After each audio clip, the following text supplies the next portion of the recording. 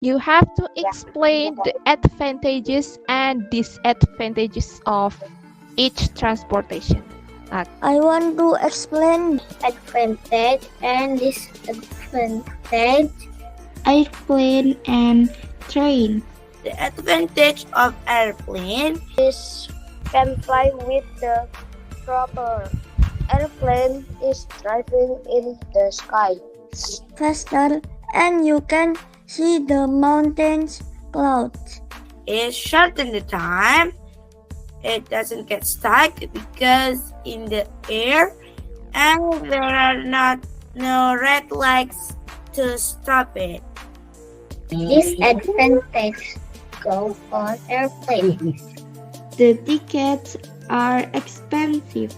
Other people doesn't like it. A little dangerous. Advantage go on train. That the tickets are cheap. Shorten the time. No traffic jams. The disadvantage about trains. It takes longer to arrive. That it makes you busy. Which one do you prefer? Train. Airplane. Airplane. Airplane. Train.